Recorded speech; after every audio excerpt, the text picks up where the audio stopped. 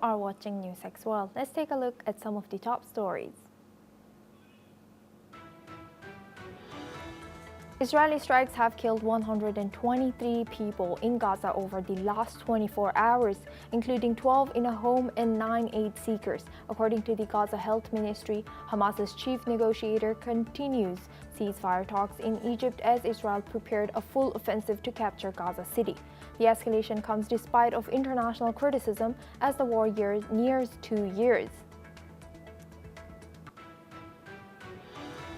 Ukrainian President Volodymyr Zelensky has now joined the German-hosted online meeting with President Donald Trump and European leaders ahead of President Trump's Friday summit with President Vladimir Putin in Alaska, as Kyiv allies warned that any peace deal reached without Ukraine's input would be unfair and short-lived. Ukraine's defense intelligence says its drones working with other defense forces hit the Unesha oil pumping station off the Druzhba pipeline in Russia's Bryansk region. Local reports describe multiple explosions at a large fire at the facility which supplies the Russian military-industrial complex. Emergency services were deployed to the site. Chinese Foreign Minister Wang Yi is expected to visit India next week for high-level talks with National Security Advisor Ajit Doval on long-standing border disputes. The discussions will take place under the Special Representative mechanism and comes ahead of Prime Minister Narendra Modi's trip to Tianjin for the SCO summit later this month. Lebanese President Joseph Aoun told senior Iranian official Ali Larijani that only the state and its armed forces can hold weapons, rejecting any foreign-backed armed groups. The statement came days after the cabinet approved a US-backed roadmap to disarm Iran-aligned Hezbollah. UN Secretary-General Antonio Guterres says he has credible information of patterns of sexual violence by Israeli forces. His report also lists Hamas as credibly suspected of rape or sexual violence allegations. The group rejects. Israel dismisses the UN's concerns as baseless accusations. Wildfires fanned by a heat wave and strong winds raged across southern Europe, forcing about 7,700 evacuations near the Greek city of Patras and torching homes, farms, and factories, while Pope Leo has now moved his weekly St. Peter's Square audience indoors due to extreme heat. Uganda's biggest opposition party filed a case in the Constitutional Court to overturn a new law allowing military tribunals to try civilians.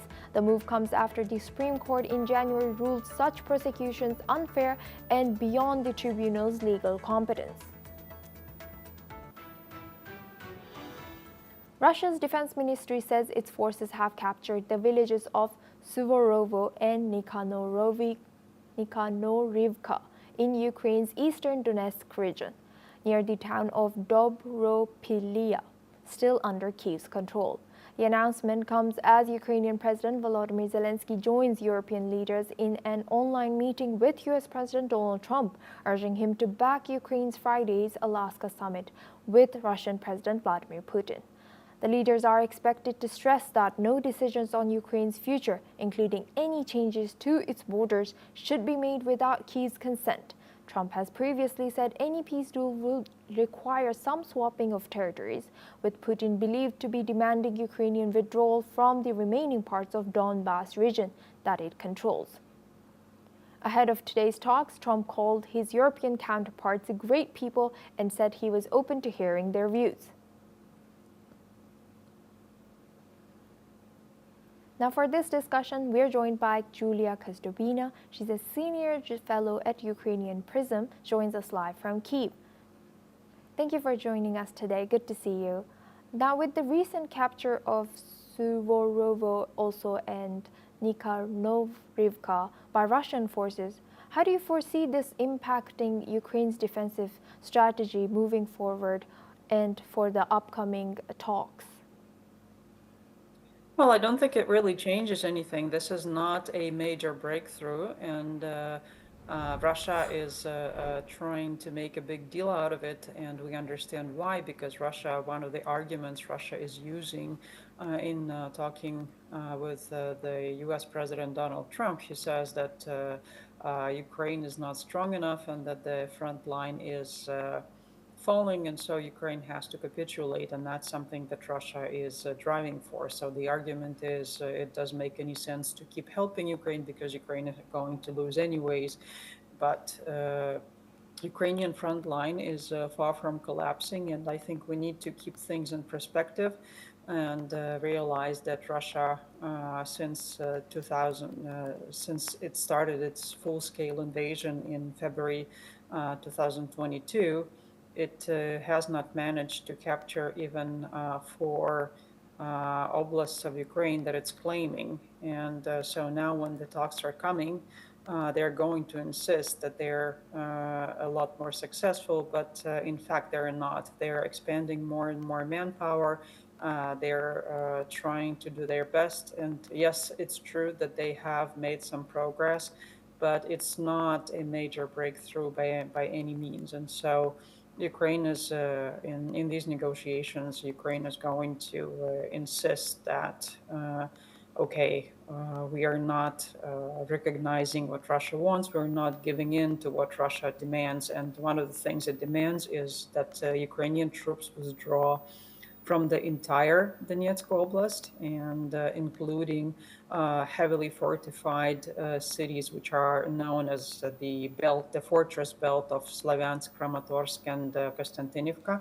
And those Ukraine have been guarding since 2014, when Russia just started its invasion against Ukraine. And so Ukraine is not going to agree to Russia's demand to liberate those cities, because, as President Zelensky once mentioned, that is going to be a new place from which Russia is going to launch its next invasion when it's sufficiently prepared. And Julia, now do you think this change in territorial control, although you said it's not major, will lead to more pressure on Ukraine to negotiate with Russia? Ukraine already has experienced a lot of pressure to negotiate with Russia, and Ukraine has expressed its willingness to negotiate. But it's not Ukraine, it's Russia who's making absolutely unrealistic demands and who continues attacking. And now they have changed their tactic a little bit, because they saw that President Trump reacts very negatively to their attacks on civilians, that caused a lot of damage and a lot of suffering at the civilian side of the conflict. Now they actually shifted their effort to putting more pressure on the front line. But it's not Ukraine who has to be pressured to negotiate. It's Russia who has to be actually pressured to negotiate. Because if you listen to what they say, and their demands have not changed. They have not agreed to make any concessions, and the things that they demand, that Ukraine withdraws from those territories, that's a demand before they even start negotiating. That's not something that they are willing to negotiate. That's the demand before they start negotiating. So they're still preserve their intent, and so far they preserve, unfortunately, the capacity to keep pushing. Thank you very much, Julia Kaztovina, for joining us today and sharing your insight all the way from Kyiv, Ukraine. Now we move on to our next news, to Middle East. Israel's military has intensified bombardments on Gaza City ahead of a planned ground takeover of Gaza City entirely. The deadliest day in a week has left at least 123 Palestinians dead in the past 24 hours, according to Gaza's health ministry. Prime Minister Benjamin Netanyahu, echoing U.S. President Donald Trump, suggested Palestinians should be allowed to exit Gaza, remarks that Arab leaders say amount to mass displacement, drawing comparisons to the 1948 Nakba. Airstrikes overnight devastated Zaytun and Shijaya, killing 12 in one home, while tanks destroyed houses in Khan Yunis in central Gaza, Gunfire killed 9 aid seekers and 8 more, including 3 children, died of starvation, bringing hunger-related deaths to 235 people since the war began. Israel disputes those figures. Here's what some of the locals have had to say. فاحنا نزحنا من الزيتون من كتر القصف من الليل يعني لحتى الآن وما نمناش بالمرة بالليل والقصف على مدار الساعة يعني والقذائف يعني فيش شظايا والبني آدمين والأطفال يعني بصراخ ومش طبيعي. طلعنا من الزيتون جينا في عزقولة يهددوا في عزقولة هينا راحلين هاي 10 مرة نرحل وأنا زلمة كبير ومصاب وأنا تعبانة معايا سكر وضغط ومش قادرة أمشي ولا أكل ولا شرب وحالنا زي النيلة معي بكفي تعبنا أولادنا كلها راحت وعماراتنا ودور. من يسمع صوتي بس ارحمونا كونوا معانا شوفوا ظروفنا ساعدونا احنا بدنا نعيش بس انا رسالة بوصلها للكل بس احنا بدنا نعيش بس ريحونا ريحوا الكبار في السن انا هيني كبيرة في السن شوفوني كيف انا تعبان. Israel's military has intensified bombardments on Gaza City ahead of a planned ground takeover. The deadliest day in a week has left at least 123 Palestinians dead in the past 24 hours, according to Gaza's health ministry.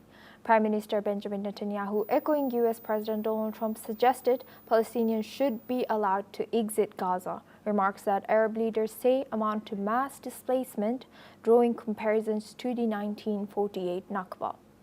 Airstrikes overnight devastated Zaytun and Shijaya, killing 12 people in one home, while tanks destroyed houses in Khan Yunis.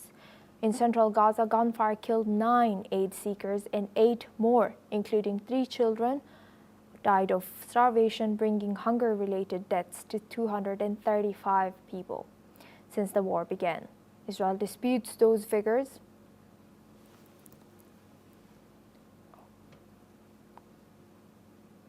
Now, for this discussion, we are joined by Adrian Calamer. He's a terrorism scholar, joins us live from New York. Thank you, Adrian, for joining us today. Good to see you.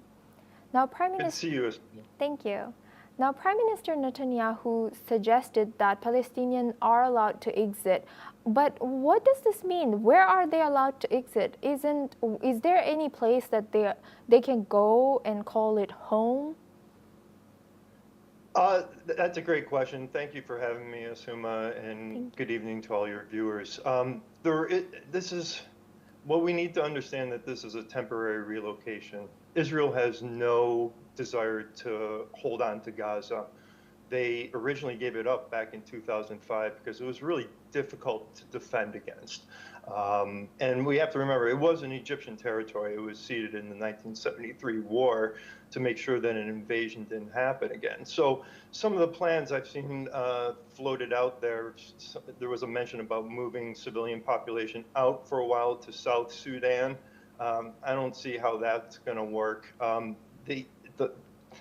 The one place that made the most sense right from the very beginning, but Egypt and Israel just do not get along, and which is a shame because the Philadelphia crossing, that's supposed to be patrolled by the Egyptians, and that's how a lot of the weapons came in. And if Israel and especially Egypt was serious about the misery and the Palestinian suffering, the Egyptians would say, okay, we're going to help you. We're going to set up a temporary placement here in the Sinai Peninsula away from the fighting, and we're going to protect you, get you the food you need, the medical attention you need, whatever it may be. So that's kind of, where do they go? It's a temporary displacement to get them back in so we don't see more civilians die. And Adrian, building on your answer, for the temporary movement and the temporary displacement, is there a government that's willing to fund their costs and their living costs and their maybe medical, everything that is to be taken care of while they live somewhere else as refugees? Yes, another great question, Asuma. My hope is that one, the Arab countries would pitch in, the United Arab Emirates and the Saudis, who have been both mentioned as having a place in a post-war Gaza. but also the international community. All the money that the UN pours into Gaza, which eventually makes its way to Hamas, use that money. Amnesty International, if you're willing to put out money, all the NGOs that are sending money and funneling money into Gaza in the hopes that it gets to the Palestinians, or maybe that they want it to get to Hamas, let them build it. Let them build that city. And I think that you would have multiple countries lining up, as well as organizations, saying this is possibly the best move. Now, the counter argument is that Israel doesn't want a temporary displacement. They want to completely occupy and control Gaza from here on out. And that's just, kind of a false binary narrative there. Thank you very much, Adrian, for sharing that insight. Please stay with us as we stay on this topic. Meanwhile, a senior Hamas official says Israeli forces are carrying out what he called aggressive incursions into Gaza City after Israel's military approved a framework for a new offensive in the territory. Ismail al-Tawabta, a head of Hamas government media office, accused Israel of pursuing a scorched earth policy, destroying civilian property and attempting to impose a new reality by force. Now we go back to our guest discussion with Adrian Kalaman. He's a terrorism scholar, joins us live from New York. Thank you, Adrian, for staying with us. Now, what's your reaction to the Hamas's accusation and your analysis? Oh, well, Hamas, it seems kind of, I don't know, the fact that they're saying that they're worried about the plight of the civilians in the humanitarian crisis, it seems rather duplicitous, because we have to remember who started all this and then who's also weaponizing the aid coming into that area, into the Gaza Strip. Now, with the final assault on Gaza, we have to remember that this is, Hamas is an organization that has built a massive underground tunnel system. And, generally a rule of thumb is you can't win a war from the air. You have to have boots on the ground, and you have to take area, control it, hold it. So when you look at what Israel is doing right now, there's basically two phases that I predict happening. One is the assault on Rafah City, on Gaza City.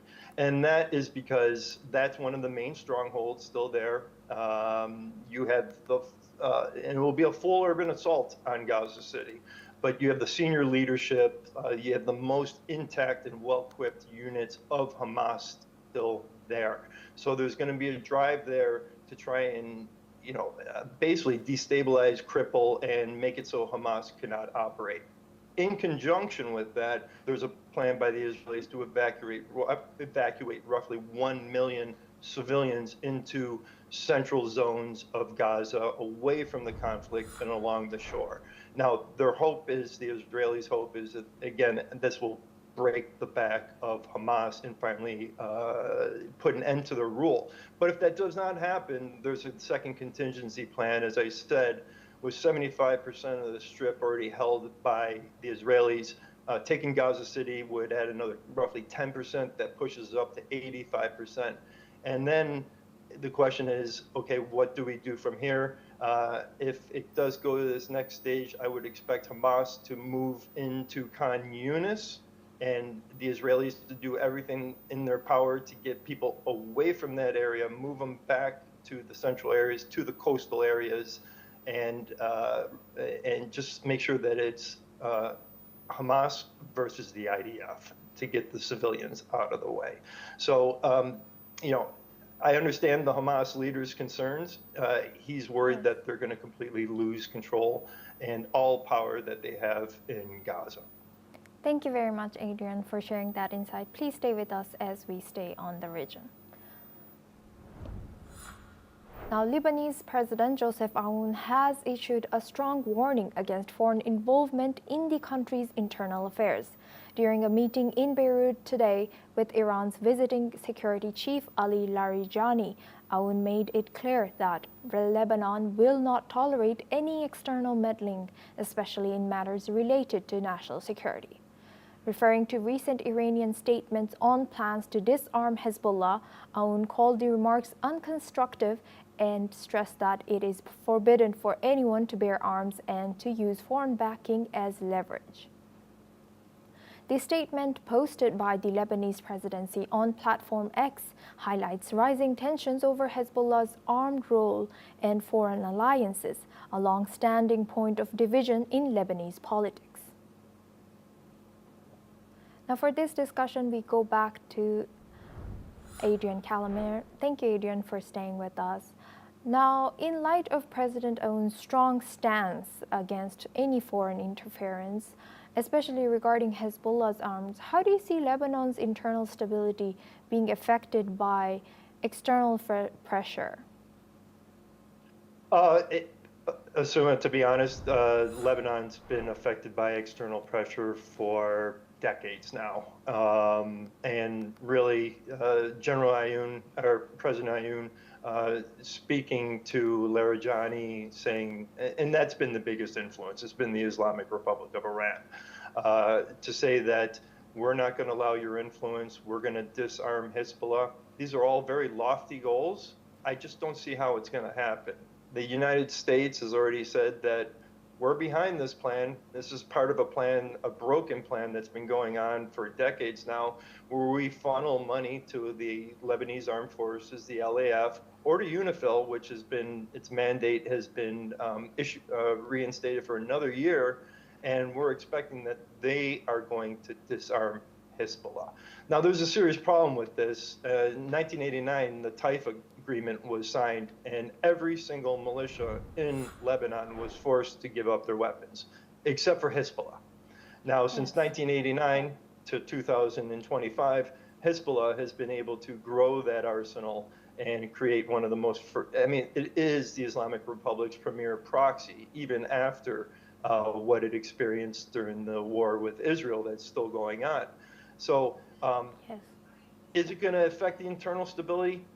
I don't know. It depends how far Aoun is willing to go, and then what Hezbollah is going to do in response, because the enemy always has a vote. Thank you very much, Adrian Calamer, for joining us today and sharing your insight throughout our news. Now we move on to our next news. Chinese Foreign Minister Wang Yi will visit India next week for talks with National Security Advisor Ajit Doval on the long-standing border disputes.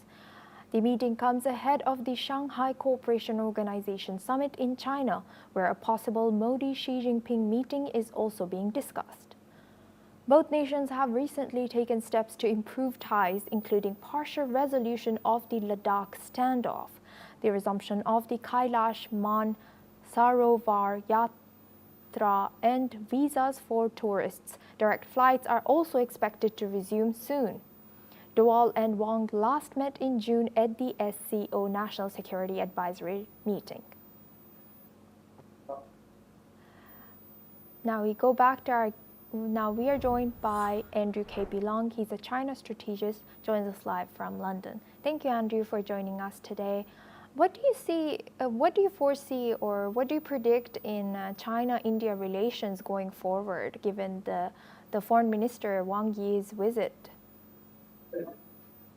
I think this is a time when both countries find it necessary to recalibrate their mutual relationship because the whole world order has been totally upended by President Trump's unilateral American first bullying and coercion, trampling on other countries' sovereignty.